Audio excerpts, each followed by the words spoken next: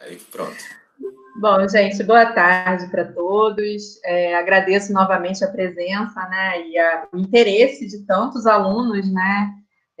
A gente está mais ou menos com um númerozinho que permanece, né, de 17, 18, mais ou menos participantes das reuniões do Laboratório de História Regional e Patrimônio. E hoje, dando continuidade, a gente vai discutir um texto que eu selecionei, porque, como eu havia comentado lá no início dessa sequência de encontros, a ideia agora é a gente falar um pouco mais sobre os objetos que têm a ver com as linhas de pesquisa do nosso laboratório, né? Então, hoje seria a linha de pesquisa que eu coordeno, que justamente trabalha com essas ideias de história, patrimônio, memória, identidade também, né? E por isso eu selecionei esse texto do Hartog, do François Hartog, que está no livro Regime de Historicidade, Presentismo e Experiências do Tempo, né? É um dos capítulos, deixa eu ver qual, não lembro agora, é o quarto capítulo, Memória, História, Presente. Nesse livro tem um capítulo específico sobre patrimônio, mas eu ainda acho esse mais interessante, justamente para a gente poder abordar essas temáticas todas, né, da identidade, da memória, né, e da historiografia, né? A gente fala que é um texto de teoria da história, né? Se a gente for pensar nas especialidades de uma forma mais concreta. Esse livro do Hartog, ele é um livro muito clássico já dentro da teoria da história, e ele foi lançado a primeira vez em 2003, na edição francesa, né? E essa edição que eu tenho aqui é de 2013, quer dizer, 10 anos depois, se eu não me engano, é a primeira tradução para o português, pela editora Autêntica, né? O Hartog, ele se coloca como um historiador, na verdade, da história intelectual da cultura. Ele não fala que ele é historiador da historiografia, da história da historiografia ou da teoria da história, né? Ele entende, na verdade, esse campo, né, de uma história cultural mais alargado, como se a historiografia fizesse parte, né, de uma história cultural, uma história intelectual, enfim, né? A história intelectual na França ela tem também uma tradição muito longa, né? Então também tem a ver um pouco com isso. E a gente percebe na obra do Hartog, eu vou só fazer uma apresentação rápida, tá? Para depois a gente abrir para a discussão, porque também a ideia não é uma aula, né? É justamente esse debate.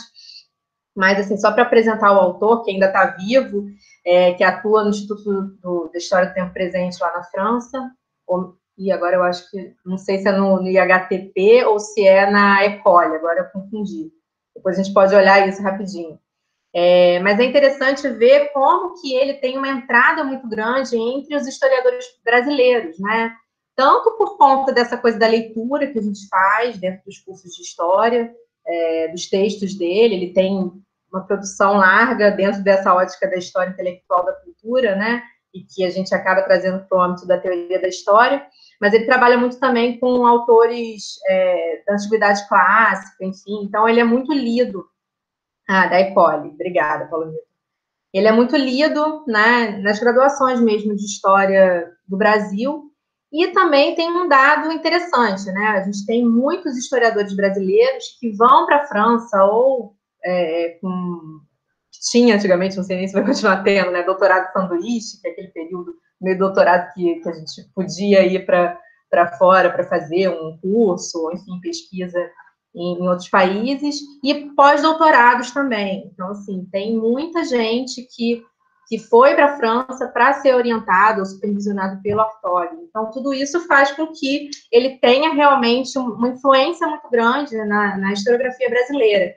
E os conceitos que ele usa, sobretudo o de regime de historicidade mesmo, de presentismo, né, outros conceitos que ele vai trabalhar nesse texto e em outros, acabam aparecendo muito fortemente nas produções de historiadores brasileiros, para a gente tentar entender o contexto brasileiro, né? Porque isso é feito, a gente se apropria, né, de leituras, de interpretações, de conceitos, que às vezes são formulados para pensar outras realidades, né, mas para pensar também a nossa. Né? Isso não tem problema nenhum, desde que feito pensando nessas ressalvas todas e essas especificidades.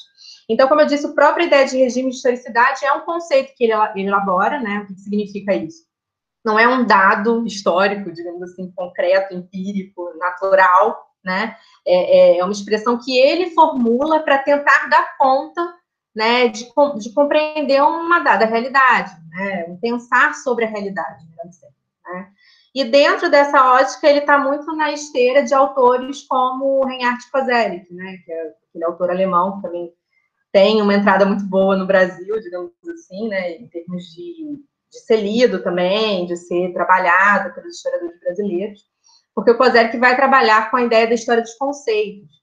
E dentro desses conceitos, o conceito de história é um dos conceitos que ele considera fundamentais, né? De entender o percurso mesmo de como que história foi entendido com o passar do tempo. Né? Dentro disso tem uma série de problemáticas também. Mas por que eu estou falando isso? Porque a ideia de regime de historicidade que o Hartog vai trazer acaba dialogando muito com essa noção de história, de conceito de história que o Koselleck trabalhou em várias obras dele, sobretudo naquele livro Futuro Passado, né, que é um livro também bastante conhecido aqui no Brasil pelos historiadores brasileiros. Então, o Hartog, ele faz muito essa discussão, a gente percebe no próprio texto, ele dialoga muito com o Koselleck e com Pierre Nora, que também é um autor importantíssimo, né, dentro dessa ótica da memória, do patrimônio, da história. Ele talvez seja canônico mesmo, todo mundo que vai trabalhar com memória, talvez o primeiro texto que vai ter acesso é o texto do Pierre Nora, Lugares de Memória, né, e também inaugura essa categoria, né, ele traz essa expressão, assim como o regime de historicidade do Hartog, o Lugares de Memória é cunhado pelo Pierre Nora para tentar dar conta de uma certa problemática em torno mesmo dessas questões, né, de como que a memória ela é construída, como que ela é reelaborada com o passar do tempo. Então, o Hartog, na verdade, ele aparece no meio disso tudo, né? E tendo essas influências, esses debates que vieram antes dele e, na verdade, trazendo uma inovação também a partir desse trabalho do regime de historicidade, né? Então, para ele, o que é um regime de historicidade? É uma forma, a gente pode falar, de lidar com o tempo, né? Do homem lidar com as categorias temporais, né? Então, se o Koselleck mostra que durante muito tempo a história era entendida a partir de uma lógica de mestra da vida, né, que é aquele também texto clássico dele, né, de você aprender com o passado, de você tirar lições do passado, porque o tempo ele tinha um movimento cíclico, né, de pouca mudança, então você entender melhor o passado faria com que você se entendesse no seu próprio tempo e construísse um futuro, né, dentro de uma lógica mesmo linear, quer dizer, cíclica, né, de entender o passado para entender o futuro, né, como se fossem coisas parecidas, né. O Koselleck vai mostrar que a partir de um certo momento, que ele vai colocar como a Revolução Francesa, de 1789, haveria uma quebra nesse entendimento, porque você tem uma mudança brusca, uma ruptura muito grande entre passado, presente e futuro. Então, o futuro ele vira algo questionável, algo que a gente não sabe, né?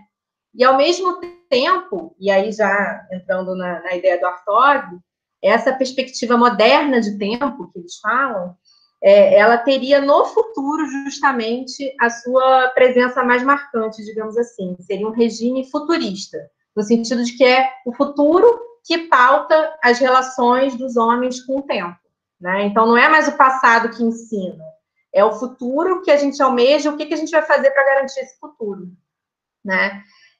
Então, assim, isso é mais ou menos, né, muito rapidamente falando, claro que é muito mais profunda a análise, né? É a ideia que o Koselleck vai, ao longo de vários trabalhos dele, instituir, e o Hartog se apropria também disso para colaborar com a discussão, trazendo uma nova categoria, né? Então, se existia essa noção antiga de história, que seria essa percepção da história como mestra da vida, que se rompe com a Revolução Francesa e as várias mudanças, né, aí a partir do século XVIII, XIX, seria o regime moderno da história, né, regime de historicidade moderno, o Hartog vai mostrar que a partir do final do século XX existiria uma novidade, né, uma nova maneira de encarar a história, né, um novo regime de historicidade que seria esse regime presentista. Por isso que o livro dele é Regime de Historicidade, Presentismo e Experiências do Tempo, né? Então, o que seria esse presentismo? Se na ótica da história mestra da vida, o passado é que é a instância temporal privilegiada para a gente se localizar no mundo, digamos assim, e na ótica moderna, o futuro traria essa percepção, né, de uma localização no mundo, enfim. Hoje, né, e o hoje ele coloca aqui como a partir de 1989, né, com várias questões, né, claro que ele não faz isso também de uma forma, enfim, ele faz isso a partir de uma consciência mesmo, de uma série de análises que ele vai formular no texto, mas, enfim, ele percebe esse momento, esse fato, em 1989, como um momento de mudança também nessa ótica de como encarar as perspectivas temporais. Então, agora, né, a gente viveria nesse regime presentista, que seria o quê? Seria o presente como a instância temporal privilegiada para a gente se localizar no mundo, enfim, historicamente falando, né? E isso, por que ele demarca dessa forma? Acho que a Revolução Francesa fica muito clara, ainda mais se vocês já leram o Koselleck e esses outros autores que fazem esse diálogo, né?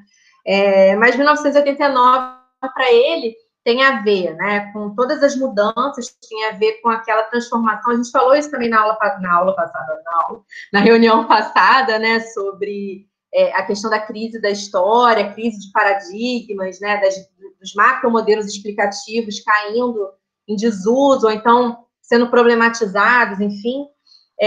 Você tem uma mudança no mundo também, né, é um momento, enfim, da queda do Muro de Berlim, são os 200 anos da Revolução Francesa. Claro que ele aqui vai falar muito sobre a história francesa, porque, enfim, é o objeto de estudo dele. E é um momento também, isso é interessante a gente pensar, né, como que as coisas não estão descoladas, é um momento de, além de todas essas mudanças sociais, políticas, econômicas, mais amplas, de um movimento também de mudança na historiografia francesa, né? Então, ele vai apontar a obra do Pierre Nora também como não só um indício desse momento de ruptura, né, como um favorecedor, nem sei se existe essa palavra, né, como algo que também culmina com esse movimento de mudança, né, faz refletir sobre a mudança, enquanto também, de alguma forma, colabora com a própria mudança, né.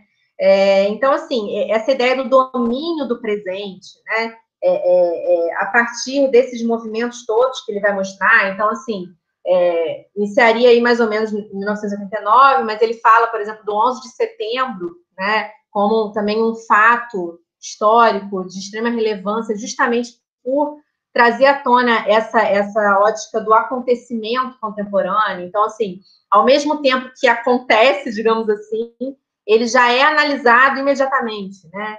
Ao mesmo tempo que acontece, você já tem ali essa percepção de ser vivido como história, né? Como se a história estivesse sendo feita junto com o próprio acontecer dos acontecimentos, né? Sendo redundante. Então, ele percebe, a partir, né, enfim, de tudo isso, essa percepção de que o presente é que comanda, né? E que a gente, na verdade, não consegue sair mais no presente, né? Quando ele fala desse presentismo, ele usa algumas categorias como presente espesso, hipertrofia do presente, né? Então, essa dificuldade da gente sair do nosso próprio tempo, por uma série de fatores, né? Porque se antes você tem essa ideia do futuro que coordena as nossas ações, né? As ações humanas, mas é um futuro que é um ponto de interrogação, a gente não sabe o que tem nesse futuro. Hoje, isso é agravado, né? Porque além da gente não saber o que é o futuro, isso é totalmente atual, realmente, né? Essa ideia, né? A gente não sabe o que vem no futuro, a gente tem muito medo desse futuro. Então, ele entende que manter-se no presente tem a ver com isso também, né? Então, assim, o passado, ele às vezes não faz mais muito sentido, o futuro é esse monstro que a gente tem medo, a gente não sabe, então vamos nos ater ao que a gente é hoje, né? E claro que essa categoria de presente, ela também é muito complexa, complicada mesmo, né? Porque, afinal, o que é o presente, né? O Mark Bloch fala muito sobre isso também na Apologia da História, né? O presente é o quê? É o passado recente, né? É isso que está acontecendo agora, né? Enfim, mas é interessante a gente pensar como que, a partir do Hartog, a gente pode, enfim, pensar nessas questões todas mesmo, de memória, de patrimônio, porque tem tudo a ver, né?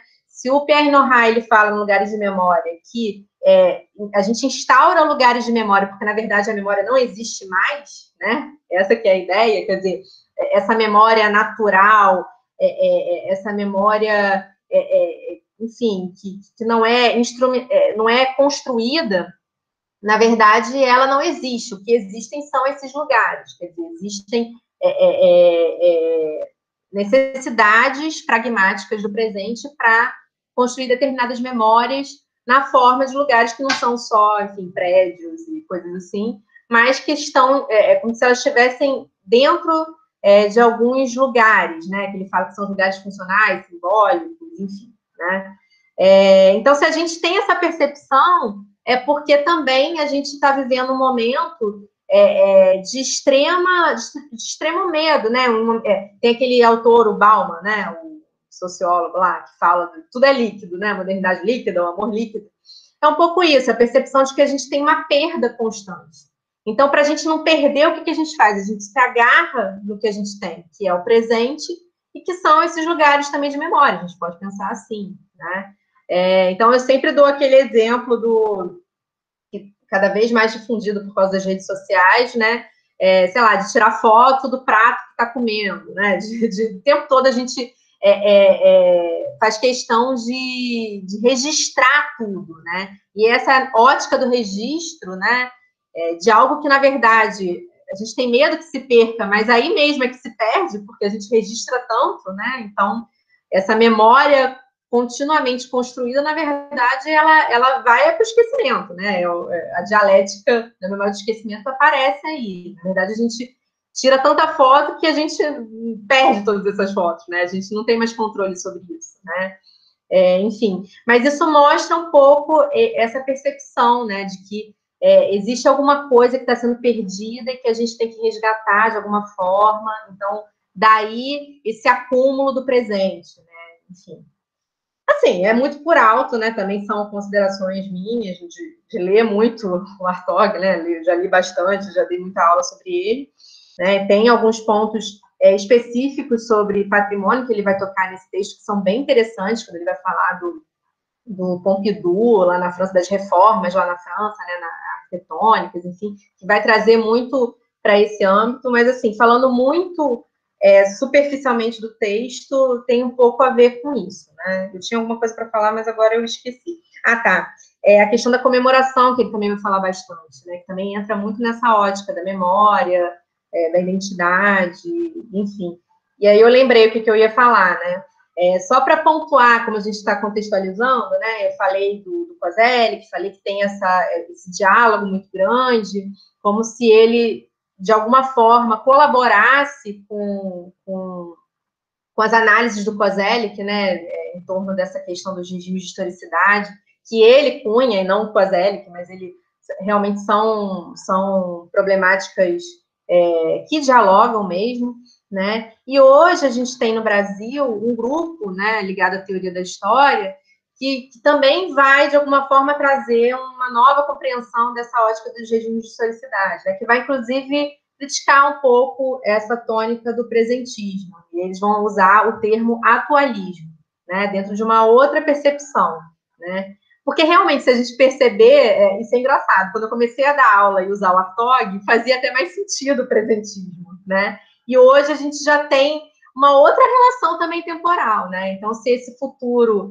que dá medo faz com que a gente fique no presente, mas o presente ele também está complicado, né? Então, assim, ao mesmo tempo que a gente está estagnado no presente, não quer dizer que ele dê segurança, né? Então, é interessante a gente perceber isso. Como a gente sempre fala, a historiografia e a teoria da história estão dentro de um contexto, né? Então, os autores, os historiadores, eles não estão numa torre de marfim escrevendo. Então, é claro que todo movimento que acontece na sociedade vai colaborar, enfim, vai mudar a perspectiva historiográfica, né? Então, enfim, já falei muito, então eu vou abrir agora para quem quiser falar, né, do texto, se quiser pontuar alguma coisa, fiquem à vontade, tá? Eu tenho algumas coisas para falar, mas acho que, como a gente estava falando do campo, acho que vale ressaltar, né, e, enfim, falar de contexto e do autor, e muito dessa análise do Hartog se dá pela própria observação que ele vê na França, né, de uma emergência ali da história do tempo presente e de uma primazia ali na escolha dos temas dos autores, dando um destaque muito maior ao século XX e o começo do XXI, né, como o presente estava aparecendo nos trabalhos dos historiadores com muito mais frequência do que passados longínquos, enfim, com outros tipos de preocupação com temporalidades mais distintas, né? Tipo assim, parte de uma observação do próprio campo da história, né? Do tipo, como que nós historiadores estamos cada vez mais nos preocupando com o presente em nossas análises, né? Eu poderia só complementar a fala do Vitor, porque eu usei bastante o Hartog com a orientação da Isadora no TCC, e um ponto que eu tive que ficar muito atento e dar destaque, inclusive, na produção, foi esse conceito do regime de historicidade, ele não ser algo totalizante. Então, ele usa o regime de historicidade como um aspecto de uma experiência temporal do momento que é mais disseminada, mas não quer dizer que não há futurismos no presentismo. Então, por mais que ele esteja identificando lá no início do século XX, do processo do século XX, obras historiográficas que trazem o presente como o papel prioritário ou com mais preponderância, ainda existem remanescentes da Magistra Vitae, ainda existe uma remanescente do futurismo, mas que é o dominante no período. Então, acho que é muito importante, porque o Hartog às vezes é muito criticado por causa disso, porque às vezes a pessoa lê a obra do Hartog, observa o regime de historicidade e pensa que tudo, de repente, é o presentismo e todas as outras maneiras de entender o tempo desapareceram, quando na verdade não, eles se sobrepõem. E aí acho que a gente pode trazer, por exemplo, o exemplo da sala de aula. A história Magistra Vitae é usada rotineiramente, inclusive nos livros didáticos. Ainda se fala desse tipo de história, de compreensão do tempo. E o futurismo, de alguma maneira, ainda permeia a nossa sociedade. Temos aí uma dominância do presente, mas não quer dizer que as outras formas de se relacionar com o tempo tenham desaparecido, né? Gabriel, é isso. Fala, Iago, por favor. Não, é isso. Até pegando no que ele falou, será então que determinadas situações, né, momentos de ruptura, as chamadas fendas, né, que ele chama no texto, acaba meio que tirando essa evidência do dominante e aparecendo outras tendências? Porque assim, eu fiquei pensando, né, até essa questão de a gente defender a atuação da história, né, o nosso campo, como às vezes a gente se pega nesse discurso, não, a gente precisa olhar para o passado para ver como é que as coisas aconteceram lá, e, enfim, o que a gente pode aprender com o passado. Então, acaba retomando esse discurso da Magistra Vitae, né? Por exemplo, até agora, recentemente, em relação à pandemia, vamos olhar para o passado para ver como é que foi a gripe espanhola, como é que aconteceu, o que deu certo, o que deu errado, quais foram os erros do governo no período ditatorial com a meningite, né, na década de 60 e 70. Então, a gente acaba, nesses momentos de ruptura, também meio que, sei lá, fica meio confuso, né? Aparecem esses outros regimes de historicidade, né? Não sei, talvez a gente possa pensar nisso também. Iago, pegando só um pouquinho que você disse, porque trazendo um olhar que eu tenho, né, como experiência em sala de aula, é que é muito confortável usar a Magistra Vitae para legitimar o espaço da história. Então é muito mais fácil falar para uma outra pessoa que não é da área de historiografia que a importância da história é essa, vamos olhar para o passado para não cometer os mesmos erros. É confortável, é uma legitimidade muito mais fácil, certo? Não sei, é a perspectiva que eu tenho. Ô, Gabriel. Não, é verdade, é mais fácil. Sobre essa questão das sobreposições, eu estava pensando bastante isso quando estava lendo o Hartog. Enfim, acho que é um espaço aí que a gente está discutindo história regional. Eu fiquei pensando se a gente não pode pensar e considerar esses regimes de historicidades a níveis regionais, né? Porque a gente faz muito a níveis mundiais e tal. E se não seria, tipo, pensando, tipo assim, regiões, ou então, e pensar regiões também como centro-periferia ali, nessa ideia que é muito comum, se, enfim, esses regimes de historicidades, eles não se sobrepõem, de certa forma, a níveis regionais, né? E pensando essa questão o Hartog fala muito, o Hartog e o Kozak falam muito da aceleração do tempo, e essa forma como o tempo ele se vê acelerado, isso se dá a ritmos regionais também, se você parar para pensar. Cada região ela tem um ritmo, uma aceleração e um ritmo temporal que elas percebem, vivenciam, e como de uma região para outra, essa própria percepção do tempo pode mudar, e essa própria relação com o regime de historicidade, ela pode se dar diferente, né? Você falar, existe futurismo no presentismo, ou passadismos no presentismo, como que isso pode acontecer também a nível regional, né? Já que a gente se preocupa aqui em discutir a região, né? De trazer essa questão, se a nível regional, essas temporalidades, esses regimes de temporalidades, eles não podem se sobrepor e coexistir. Isso tem muito a ver com a própria ideia de memória, né? A memória e suas relações com a história. Isso tem muito a ver com essas questões regionais. Não que as questões regionais vão se contrapor às questões nacionais ou globais, né? Hoje em dia já não se discute mais isso. Mas que essa questão da historicidade para a região, ela tem muito a ver com a questão da memória, né? E dos poderes instituídos, das elites que estão ali tentando se manter no poder, através de um esforço contínuo, né? Na verdade, essas elites não se mantêm no poder por se manter, né? Porque são as melhores, não, porque elas estão constantemente dialogando com essa questão temporal, essa questão de historicidade, principalmente de memória, para conseguir se manter no poder, essas elites. Eu assim, estava pensando aqui, não sei se, enfim, a relação é muito direta, mas eu estou lembrando do trabalho do Furet, que ele faz assim, né, uma revisão muito grande da historiografia da Revolução Francesa e de tudo que ele pensou há um tempo atrás, lá no início do academicismo dele, e quando da comemoração ali da Revolução, dos 200 anos da Revolução Francesa, além do congresso que vai acontecer, ele também publica um livro, eu acho que é um pouco depois, enfim, eu não lembro exatamente a data, do Repensando a Revolução Francesa. E aí ele faz uma discussão muito parecida com isso tudo que a gente está falando, né? Ele chama lá o trabalho do Tocqueville, se eu não me engano, é de 1810, se eu não me engano, e ele mostra como que o trabalho do Tocqueville sobre a Revolução Francesa, por estar mais próximo do acontecimento, tem uma visão muito diferenciada do que vai ser construído no século XIX para o século XX. Né? E ele critica muito a influência do marxismo, dessa visão que a Revolução Francesa teve da maior revolução burguesa da história, né? De como que foi relacionado a ideia de que a burguesia agiu sozinha, de que houve uma transformação total, né, que a Revolução Francesa trouxe. O Furet critica tudo isso, e aí chamando a atenção que ele usa um dos argumentos dele os escritos do Tocqueville sobre a Revolução Francesa. E ele diz que, quer dizer, o Tocqueville diz que houve muita permanência, né, que os nobres tinham interesses próprios, que nem por isso que por isso mesmo se envolveram na Revolução, que a burguesia também tinha interesses de enobrecer, aquelas discussões todas que a gente faz, né, com relação quando vai estudar a história moderna. História moderna, sempre digo, incluindo a história do Brasil colonial, né? História do Brasil colonial também é história moderna. Então, quer dizer, isso eu acho que isso tem muito a ver com essa discussão, né? Da historicidade e do tempo, né? Como que você está escrevendo no seu tempo, influencia na sua visão, influencia no que você quer pensar, né? Eu acho que um bom exemplo disso é o trabalho do Furet.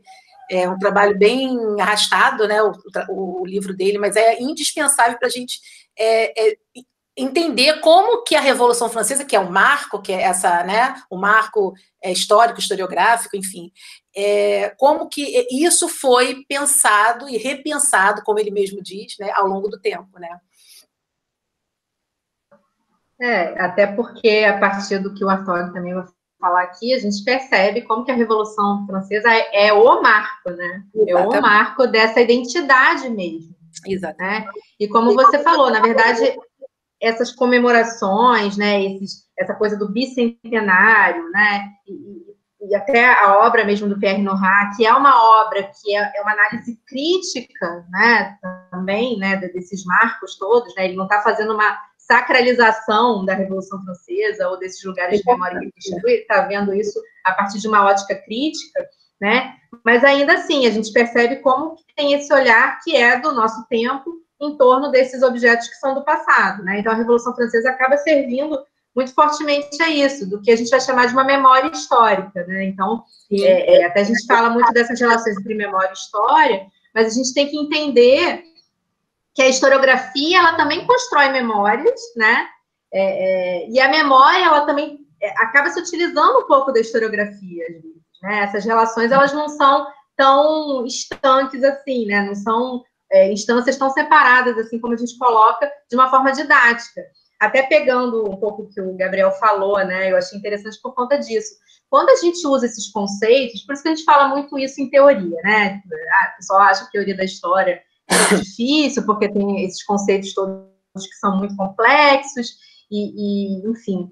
A ideia é que eles ajudem a gente a pensar mesmo no nosso trabalho, né? No nosso objeto de estudo, enfim.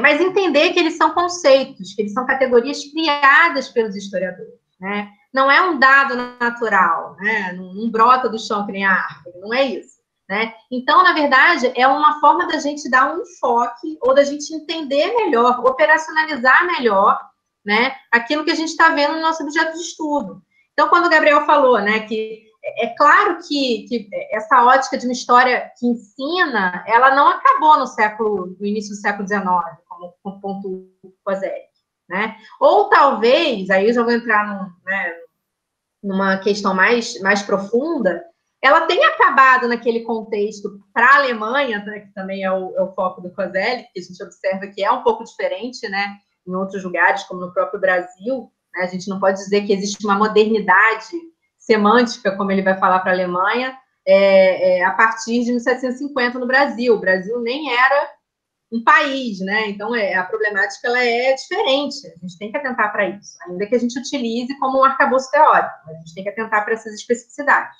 né? Mas ainda assim, né? Mesmo que a gente concorde com o Koselleck de que essa noção de uma história mestra da vida tenha sido interrompida no século XIX, a gente tem que entender que alguma coisa permanece disso, né? Então, eu diria que, assim, isso que o Gabriel pontuou, né? E eu concordo plenamente. Inclusive, eu dou aula para o primeiro período e os alunos, quando chegam na minha disciplina, eu pergunto o que é história, 90% dos alunos dizem que é alguma coisa que a gente estuda para não repetir os erros, né? Aquela coisa toda. Eu não vou desconsiderar isso. Não vou dizer que está errado, né? Você está errado, né? A história não ensina nada. Né, mas seria o que efetivamente a gente aprende com a história, né? Tem até um livro que tem esse título, né? Como aprender com a história. Né? É um livro, enfim, é uma organização de um evento que teve na UFOP, do pessoal de Teoria da História, e que eles vão justamente tentar atualizar o debate da história mestra da vida, né? Então, sim, a história ainda fornece lições, ou pode fornecer lições, né?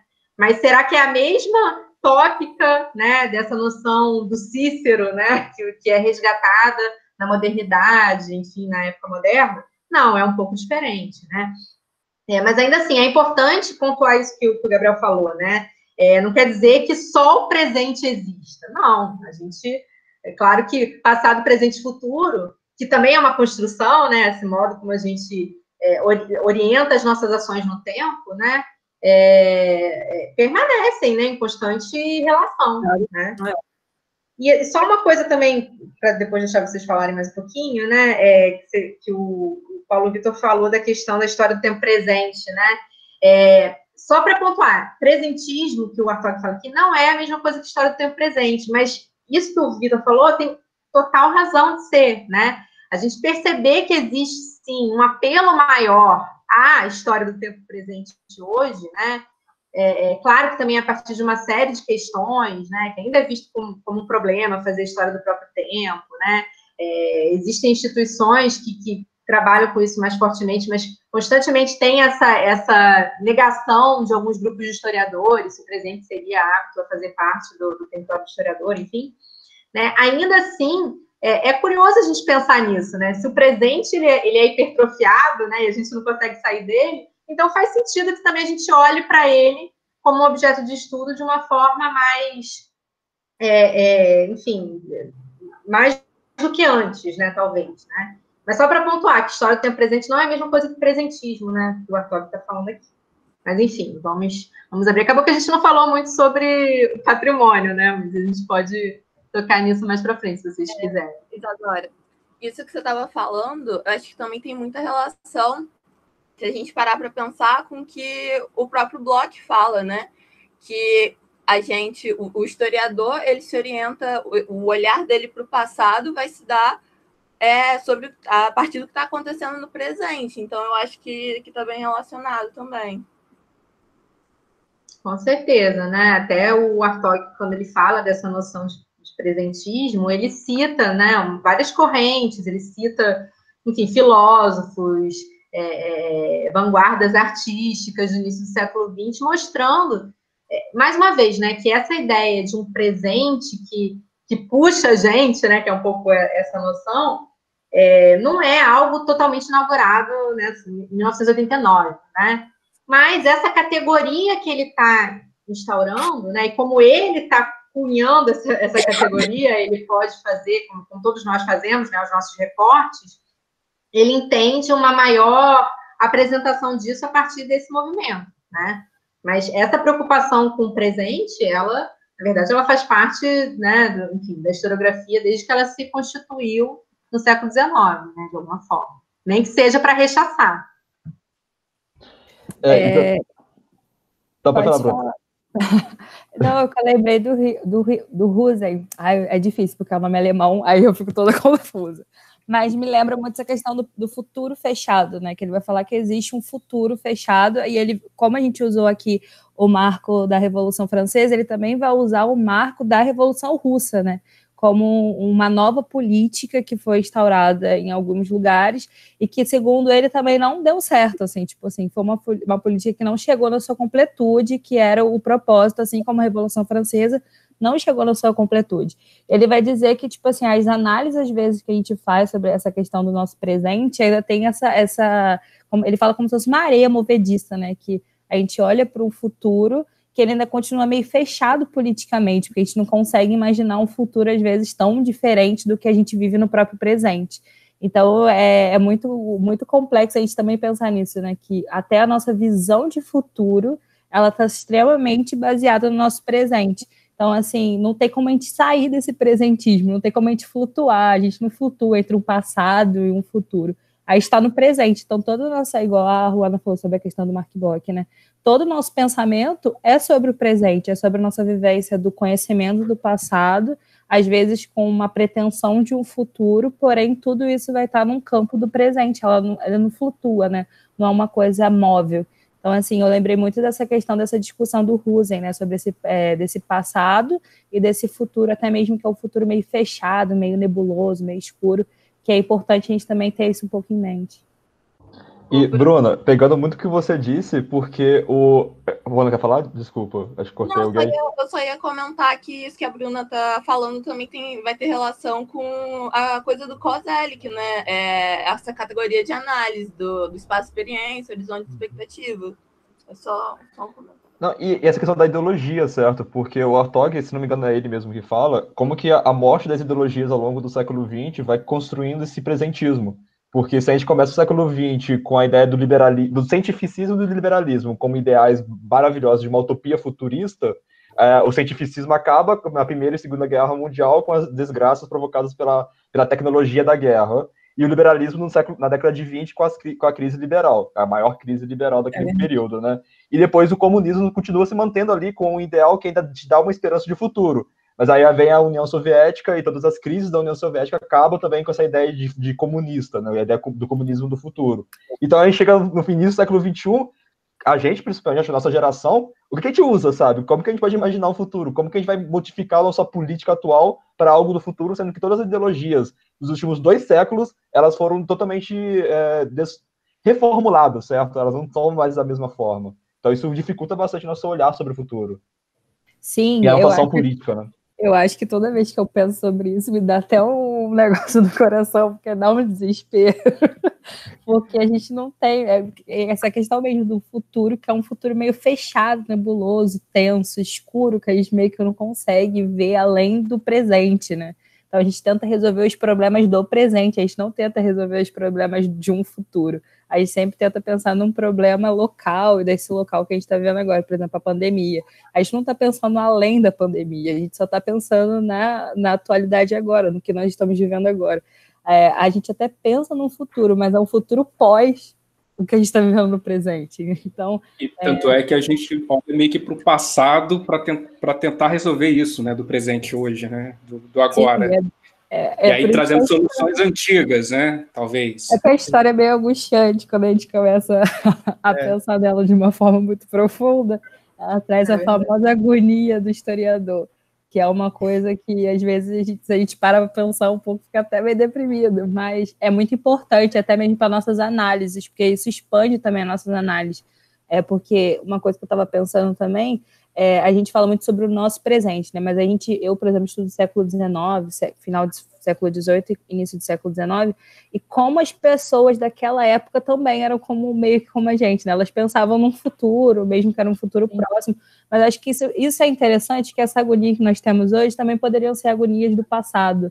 Óbvio que a gente pensa de uma forma muito mais ampla, né? Com base teórica e tal, mas isso é importante a gente também lembrar quando a gente está pesquisando, quando a gente está fazendo a pesquisa, né? Que isso acontece também, já aconteceu no passado, isso que acho que é uma chavinha que ajuda a gente também compreender melhor como é que estavam funcionando aqueles mecanismos.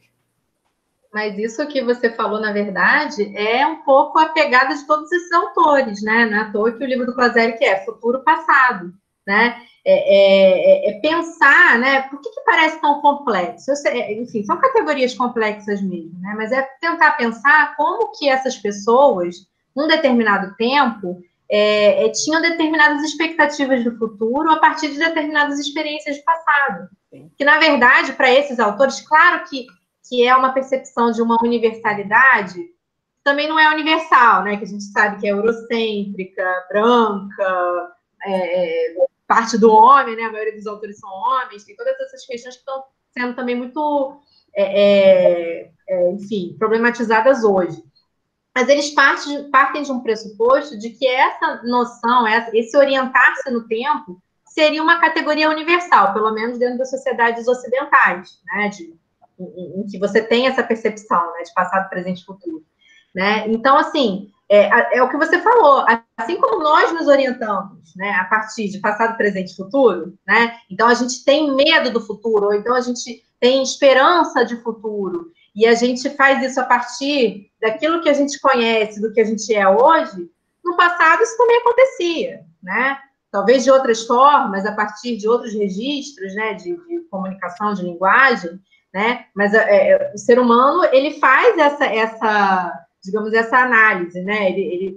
Tem alguém que fala isso, não lembro quem, né? Que o que faz a gente humano, além da linguagem, é a gente ter noção, por exemplo, da nossa finitude, né? De que a gente vai morrer. Então, essa ideia de uma trajetória, né? Quer dizer, a gente nasce, a gente vive, a gente morre.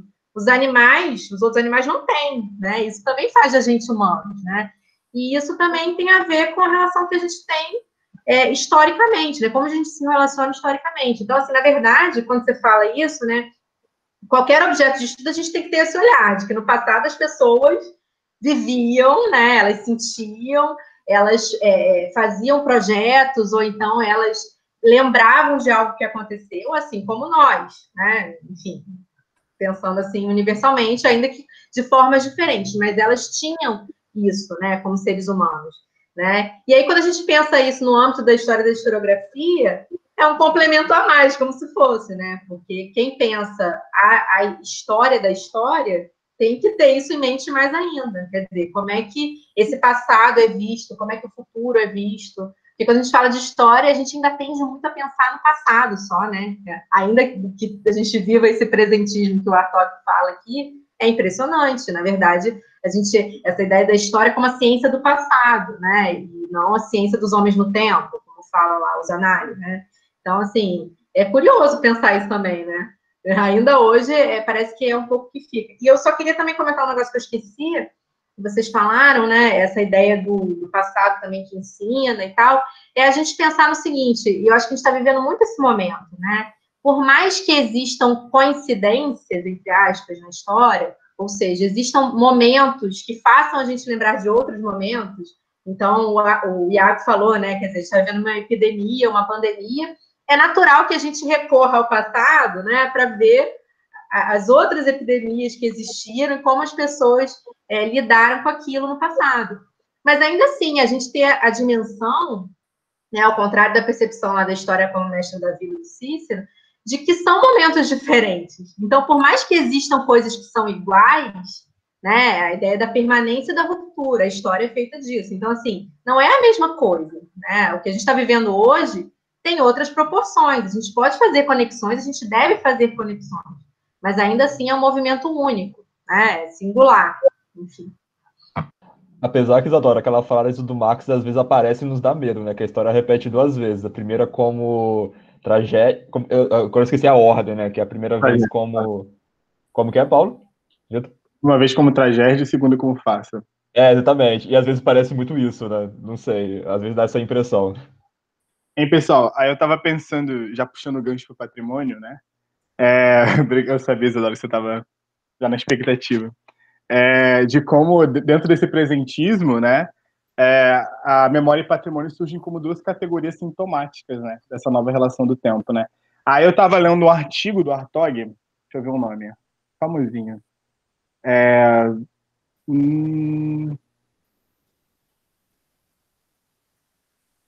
Tempo e Patrimônio.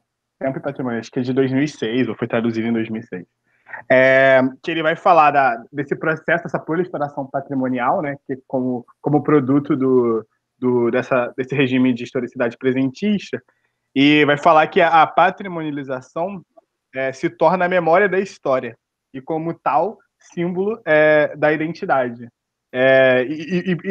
Novamente, insistindo nessa ideia de proliferação patrimonial como uma epidemia de cada um se agarrando no presente com o que pode, né? Aí ele vai citando muitas coisas que eu achei muito interessantes sobre a Unesco, tipo assim, toda semana surge um novo patrimônio da Unesco.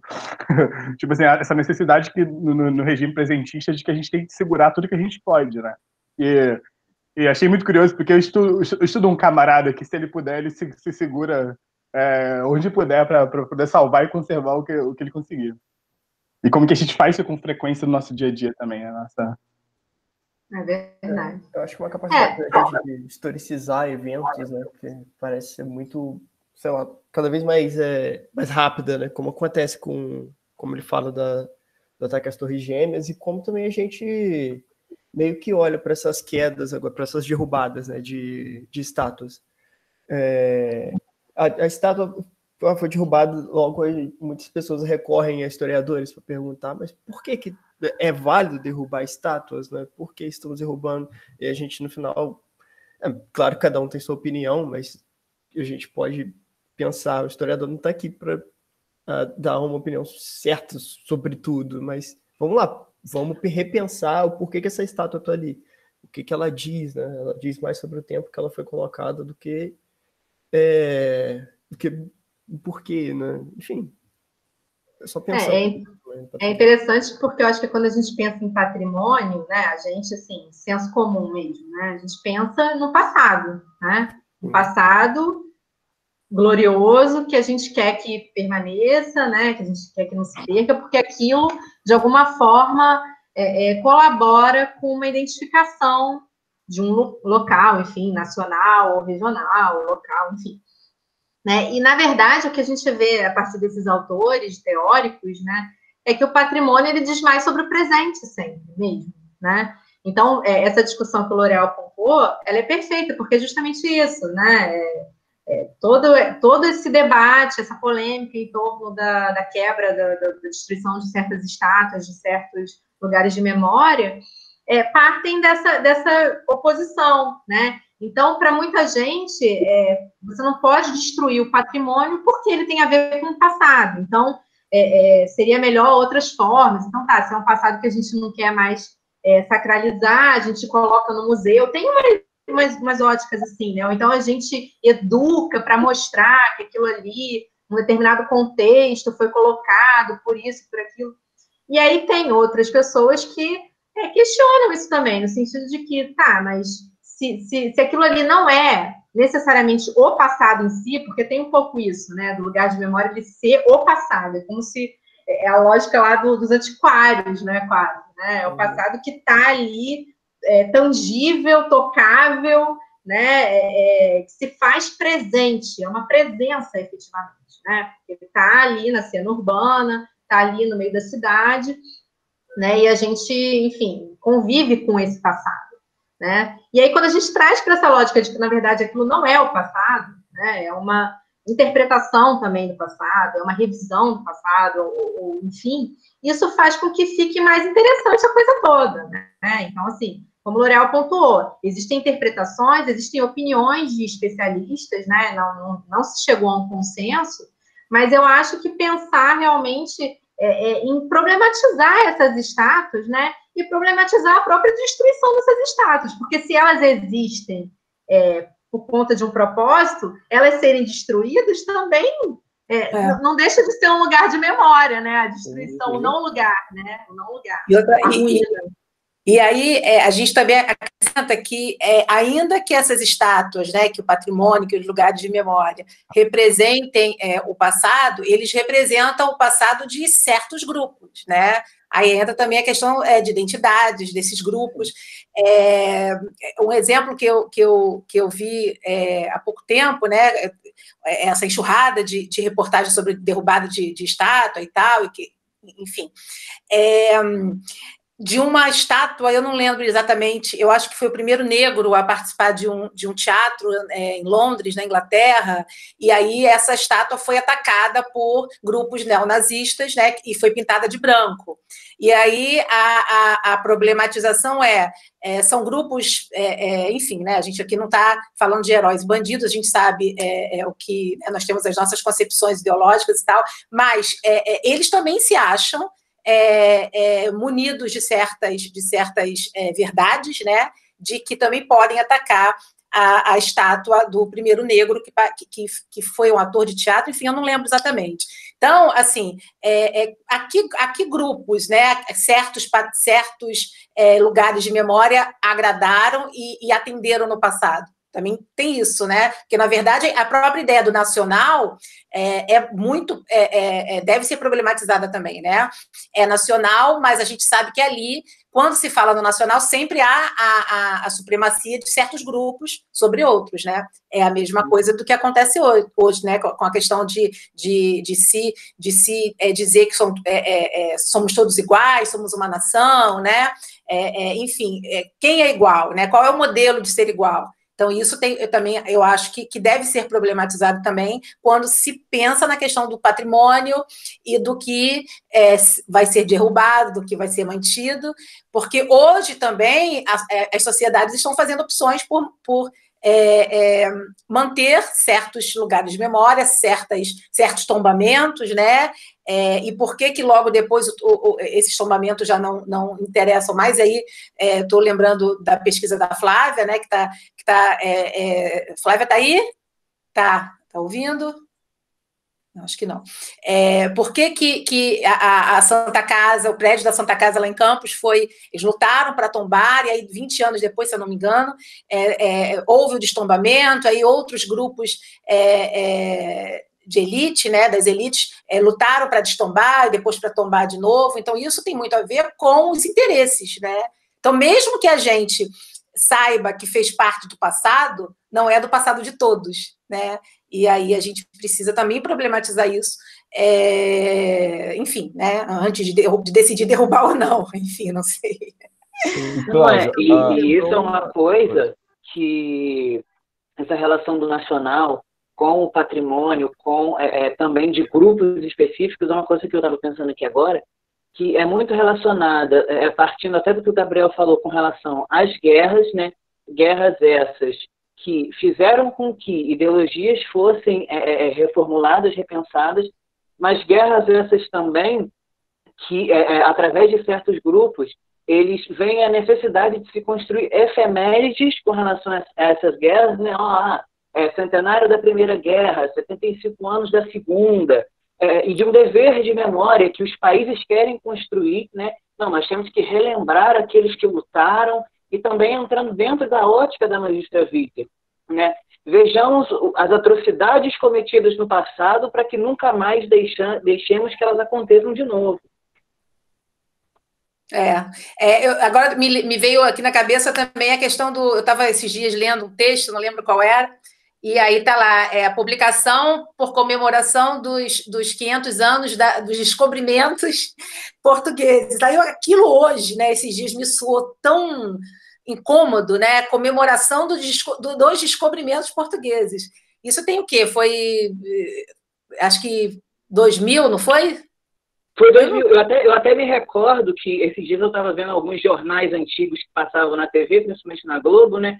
E no fim, assim, dos anos 98, 99, eles começavam uma contagem, né? Até o dia certo. E isso me causou, assim, né? Assim, enfim, né? Quando eu vi o artigo que eu estava lendo, que está dentro de uma coletânea, e com gente legal, né? A coletânea em comemoração aos 500 anos dos descobrimentos portugueses. Aquilo me causou um grande desconforto, né? Porque, enfim, está comemorando, né? Há uma intenção de comemorar, mas, enfim, a gente tem que ver o que foram esses descobrimentos, né? Será que os povos das conquistas vão querer comemorar também? Entendeu? Então, isso tudo é problematizador, né? E aí a gente sabe que a questão da comemoração tem muito a ver com a questão de quem está no poder, né? De quem está querendo se manter, aquele esforço para se manter no poder, entendeu? O que eu ia falar é porque é tão presente isso, né? Que é o presente que tem essa questão de sacralizar um passado. Então, tipo, eu até fiquei pensando que eu estudo o canal, né? E eu fico com raiva às vezes, porque eu não tenho uma plaquinha em lugar nenhum que fala sobre o canal. Então, é tipo assim, é uma coisa nossa do presente para a gente querer sacralizar um passado. Uhum. Então, é um anseio de todos nós, todo objeto de estudo, sei lá, de quem estuda qualquer coisa aqui, que é querer sacralizar o nosso presente, o que a gente acha importante agora, para um futuro de outra pessoa saber sobre aquilo. Então, assim, qualquer coisa de patrimônio tem a ver com a pessoa e com o presente daquela pessoa. Às vezes gosta de estar discutindo, né? Às vezes coisas boas que a gente ideologicamente considera boas, como coisas que ideologicamente nós consideramos mais, assim. Então, é um anseio do presente de sacralizar um passado. Então, acho que isso é uma chave muito legal sobre essa questão de patrimônio, né? Será que tem a ver também... Desculpa. Pode falar. Será que tem a ver também com a questão aí que a Bruna falou, do que a história faz com o historiador também? Uhum. Da gente... em relação aos nossos objetos, como que a gente se apega a eles, né? E aí Exato. A gente acaba também, tipo, quase sendo o anjo, claro, tirando do seu contexto original, né? O anjo do Walter Benjamin, né? A gente está sendo empurrado para trás e vendo as coisas se desfazendo, né? E é muito curioso porque entra dentro dessa ânsia do presente, né? Se a gente não preservar agora, daqui a 10 anos não vai estar lá, talvez. Então, é aquela necessidade de colocar a plaquinha do canal Campus Macaé para parar de falar Beira Valor e positivar o local, né? E eu acho que é muito sintomático aqui em Campos, que entra muito do que a Cláudia disse. Eu trabalhei com o Fernandinho no PIBID, com a questão do patrimônio, com a Escola Estadual João Pessoa aqui de Campos, e também isso apareceu quando eu estava na Superintendência da Igualdade Racial, como que é complicado evidenciar pontos de memória negra aqui em Campos. Porque Nossa, quando a gente para... Campos é um lugar para se pesquisar com relação a isso, é maravilhoso. Quer dizer, maravilhoso no sentido de rende assunto, né? Um debate muito caloroso, porque quando a gente para pensar todos os espaços de patrimônio preservados, eles estão vinculados à elite branca de Campos, à elite historicamente branca de Campos. E os espaços negros, eles acabam se escondendo ou sendo apagados, literalmente, com uma intenção de ser apagados. E aí é difícil evidenciá-los e buscar ali e concretizar um espaço de memória e patrimônio sobre esse local, sobre essa população, esse grupo de Campos que foi marginalizado nesse processo histórico da cidade. Então, aí é o centro de Campos, é a luta de encontrar as referências no centro de Campos que possam positivar esse passado, né, e relembrar essas lutas. Então, acho que entra muito nessa questão.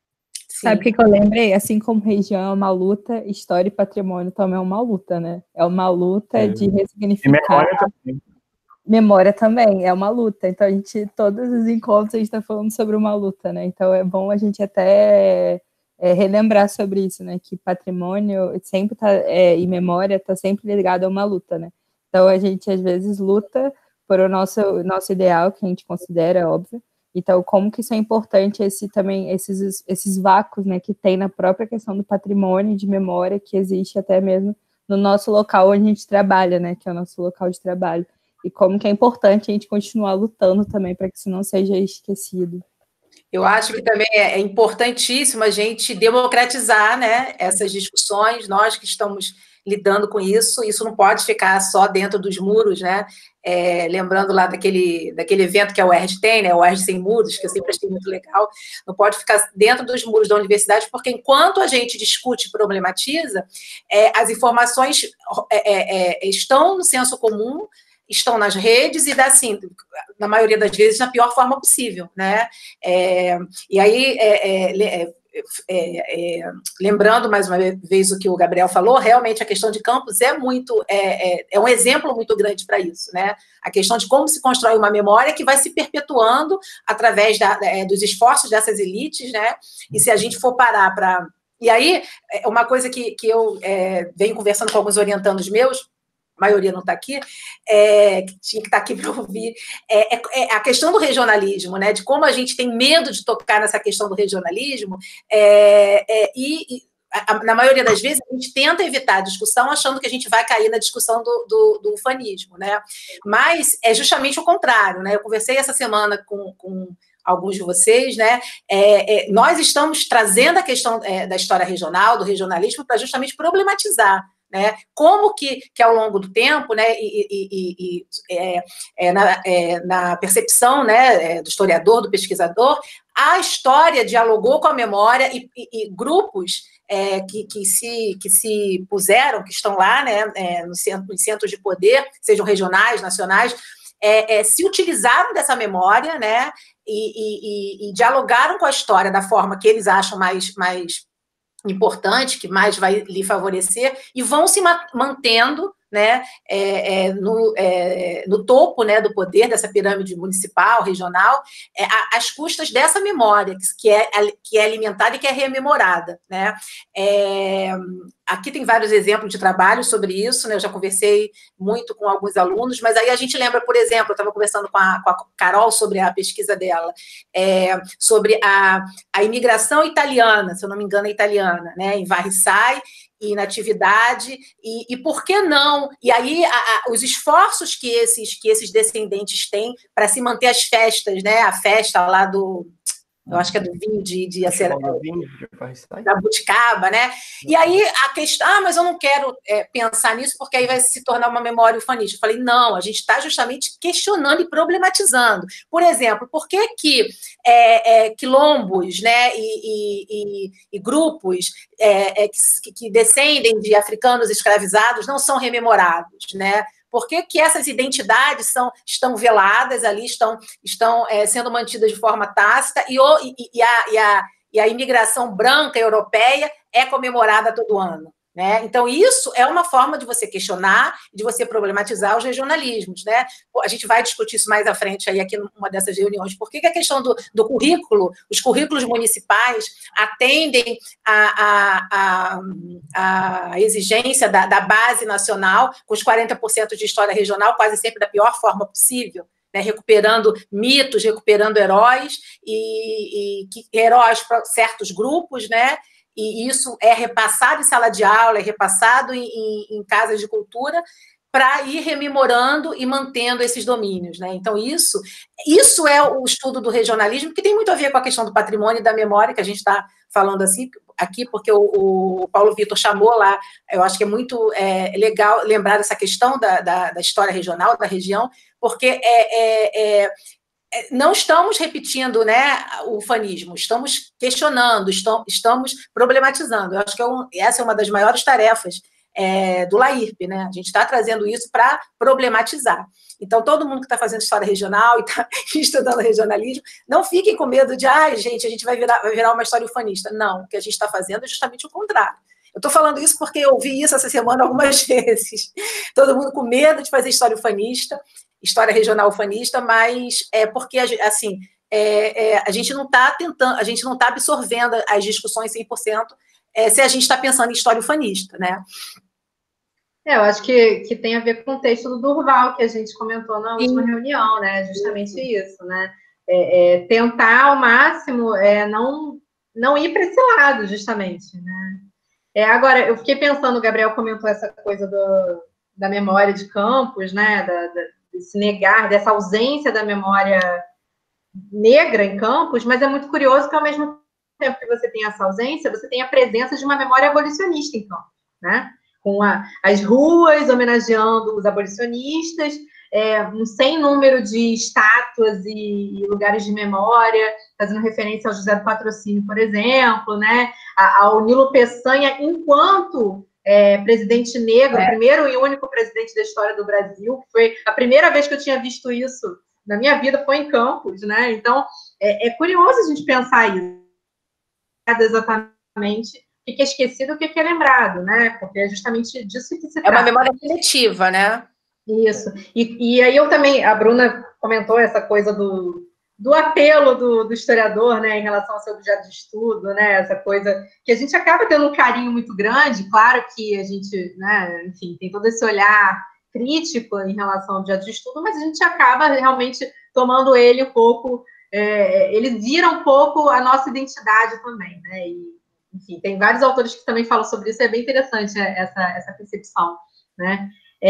Enfim, mas eu fico pensando, essa coisa do canal que você falou, provavelmente o que você faria, a placa que você colocaria lá não seria uma placa ufanista, Bruna, né? Ao contrário do que seria se fosse realmente nessa ótica de um patrimônio, de uma memória oficial, né? Porque eu fico pensando isso. Eu lembro quando eu dei o Pierre Nora, eu acho que eu dava Pierre Nora para o primeiro período, né? Acho que vocês leram comigo Pierre Nora. Nossa, que coisa. E aí eu lembro de uma aluna, acho que foi Lavínia até. Lavínia, não sei se está aí. Lavínia também me orientando, está fazendo um trabalho bem legal sobre a usina, né? As memórias em torno da usina de Cambaíba. E ela me perguntou, eu não esqueci isso, ela perguntou assim, Isadora, mas então, o que é um lugar de memória? Eu posso ter o meu lugar de memória, né? E aí eu falei, não, você pode ter o que você quiser, mas assim, no caso, quando a gente pensa nessas categorias, e voltando à ideia, por exemplo, do regime de historicidade, do Hartog, do espaço de experiência, do Koselleck, né, que são categorias criadas pelo historiador, quando Pierre Nora fala de um lugar de memória, ele está falando justamente dentro dessa ótica de um lugar que é instituído oficialmente enquanto lugar de memória, a partir de disputas, né? Sempre dentro dessa ótica. Então, o que a Cláudia falou tem tudo a ver com isso, né? Então, são grupos em disputa, são lutas de memória, né? Para você chegar à instituição de alguma coisa que vai ser colocada, né? Digamos assim, socialmente, enquanto uma memória coletiva. Então, assim, por que você faz um corredor cultural lá em Campos e coloca aqueles personagens ali? E não outros, né? Por que, por exemplo, a Nina Aroeira não está lá, que era uma militante comunista, né? Ela não aparece ali. Ela está no currículo. Ela está no currículo. Então, isso é interessante da gente pensar, né? Nessas disputas de memória que configuram, que chegam... Quer dizer, você tem um discurso que é vencedor e esse discurso é colocado como, né, a memória oficial, né? Então, aquilo que deve ser lembrado é isso aqui.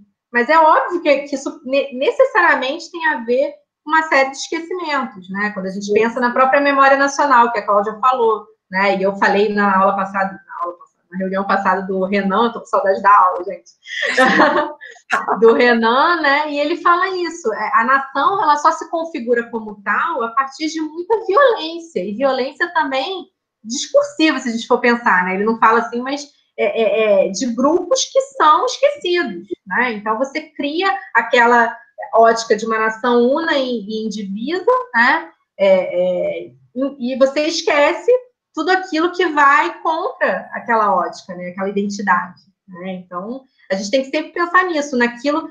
o nosso objeto de estudo aqui, quando a gente fala de patrimônio, tem a ver com essas disputas, com essas lutas, né? Então, e pensar, assim, que existem grupos que têm as suas identidades, as suas memórias, que eles querem que sejam preservadas, mas que, no final das contas, existem discursos vencedores, né, a partir disso. Sim. E a história, ela, durante muito tempo, foi um discurso dos vencidos, né, aquela ideia dos vencedores, né, aquela ideia da história oficial, enfim, e tudo isso. Exatamente o que eu ia falar, que eu estava lembrando aqui, exatamente que esses lugares de memórias também podem ser ressignificados pelos grupos. Por exemplo, aquela estátua da cabeça do Zumbi de Palmares, que volta e meia amanhecia com uma pichação de uma suástica nazista lá no Rio de Janeiro. Eu lembro que o movimento negro odiava aquela estátua quando ela foi fundada, assim. E hoje em dia ela já foi meio que ressignificada. Eles gostam da estátua, assim, eles vão até lá, comemoram, os grupos vão até lá. E o que bate muito também, outra coisa que eu estava pensando, quando o Gabriel falou sobre quando ele trabalhou na superintendência, e como é difícil também fazer, né, com que certas coisas, fazer com que os grupos que foram esquecidos ainda tomem um certo lugar, né? É difícil fazer isso em âmbito nacional, de fato. Por que a gente não tem, por exemplo, nessas igrejas católicas exuberantes, uma plaquinha construída com mão de obra escrava? Ah, pois é. Então, foi o que eu falei. Exatamente. Foi eu estava lembrando. É isso aí. Bom, gente, já são 4h20. Claro que sim, se alguém quiser fazer mais alguma consideração, é porque realmente rende muita coisa, né? Eu acho que é um texto, a gente acabou saindo muito do texto, mas assim, eu acho que é um texto que abre para isso, a ideia é essa mesmo, né? Não precisa pontuar cada frase. Acho que só para voltar rapidamente para o texto, porque teve um meme que correu recentemente, acho que todo mundo viu, né, de que, nós falando sobre a pandemia, que era o meme era do tipo, nossa, a gente estuda fato histórico na escola, como é difícil viver um fato histórico. E vem para essa questão da historização do presente, né? Então, o evento está ocorrendo, a pandemia está acontecendo, mas nós já tratamos ela como histórica. Então, como histórica.